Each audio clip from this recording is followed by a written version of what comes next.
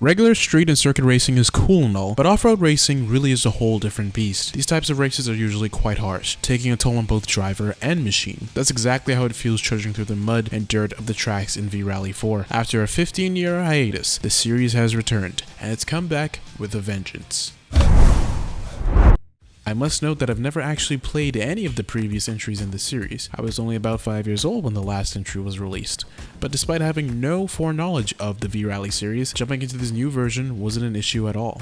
You're out on the track within a few moments of starting the game up, thus almost immediately you're faced with coming to grips with this rough and tough off-road racer. The handling model annoyed me initially as my car felt too slippery and I found the track far too cramped, but after trying some more events and with the help of some of the built-in assists, it wasn't long before I was zooming and booming my way through the various worldwide locales V-Rally 4 has to offer. V-Rally 4 spreads its racing action across 5 different disciplines, each offering its own flavor of off-road racing: rally, V-Rally cross, buggy, hill climb, and extreme kana. Each of these disciplines also has a selection of cars that have been designed specifically to be used for these types of races. Rally races involve you speeding from one end of a cramped, windy trail to another. Oftentimes, these tracks can be pretty brutal, and with the constant pressure of the timer, it makes for an exhilarating experience. V-Rally Cross may sound similar, but it plays quite differently. These races take place on closed-circuit tracks, which feature a mixture of off-road and paved sections that are filled to the brim with tight turns. V-Rally Cross cars also feel faster and more nimble than their regular rally counterparts. Hill Climb features tracks that take place in mountainous regions. Similar to rally races, it's a point A to point B style of race done in a time trial format, but as the name suggests, these tracks involve you making an ascent up twisty mountain roads, though some courses can also be mostly downhill. This is the only mode that has races exclusively on paved courses. Extreme Kana races mix things up with some tracks being off-road and others being paved. These tracks are exceptionally twisty as they're focused on pushing the turning mechanics of drift-heavy cars.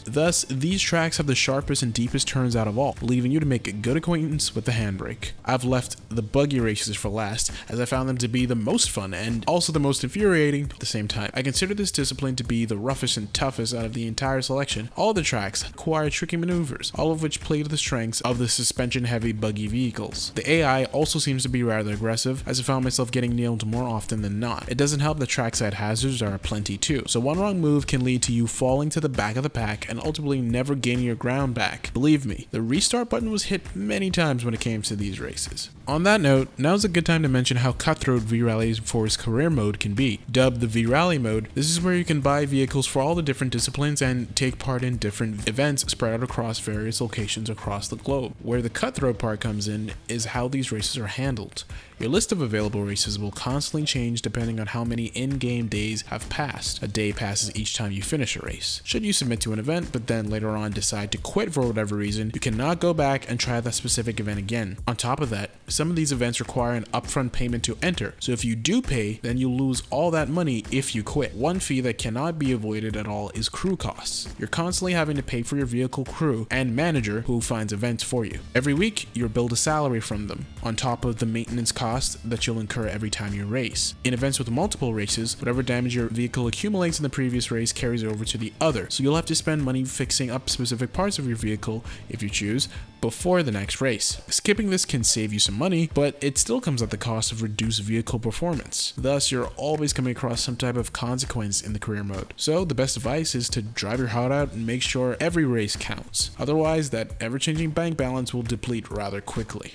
The career mode also features a livery editor, although it's the weakest of any modern racer that I've played. The tools are easy to use, but the selection of shapes and decals is incredibly limited, and the editing system is not as robust and intuitive as the likes of games like Forza Horizon 3, 4, and Motorsport 7. It almost feels like it was thrown in as an afterthought. Having mentioned liveries, the amount of pre-made ones are rather low. Thus, quite often, you'll see an AI vehicle sporting the exact same paint job as your own car, which makes things look cheap. On a related note, the vehicle parts upgrading system is a bit quirky. Certain upgrades can only be unlocked by hiring specific qualified crew members, and unlocking new parts requires specific amounts of in-game days to pass. Another gripe I have with the career mode is that it's honestly been hard to tell if any real progress is being made. While I've completed several races across all the different disciplines, it just seems like new events are just being generated without much rhyme or reason. Whether you win or lose, your selection of events is constantly changing anyway. There are even achievements for completing 500 races, so it really does seem like this mode is technically meant to last forever, at least until you've bought and upgraded every single one of the 50 cars. There are also online events which are constantly shifting. They play similarly to the normal ones, albeit they cannot be restarted at all, and your times are posted to an online leaderboard.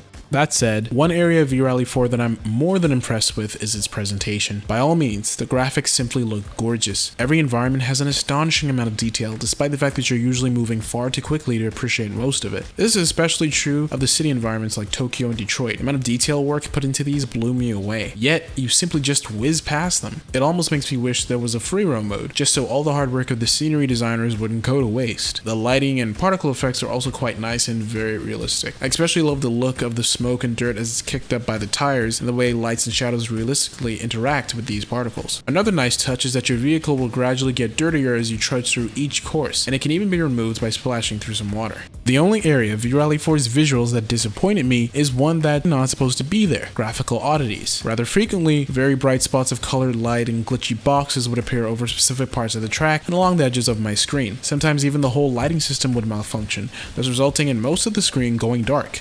At first, I generally thought my laptop's GPU was overheating, but this is a problem that is currently exclusive to just V-Rally 4. A patch can hopefully take care of this though. What isn't glitched out are the sounds.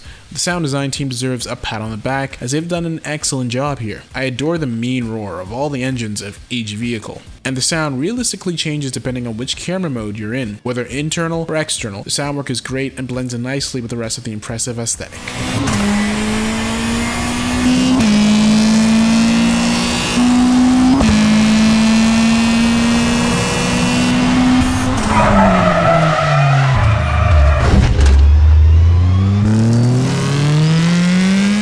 It may have taken V-Rally 4 nearly 2 decades to come back into the limelight, but this entry truly does look like a well-made modern 2018 title. If it wasn't clear already, V-Rally 4 has charmed me enough to mostly overlook its aforementioned quirks and glitches. I've still been having a lot of fun throughout all of the different disciplines, even making it hard for me to truly select a favorite. They all feel like their own little game in a way, despite being part of the same package. I'd recommend picking up V-Rally 4 if you're a fan of sim/arcade hybrid racers, especially the off-road ones. Even if those graphical issues aren't addressed, there's still a good chance I'll be playing this game for a good amount of time to come.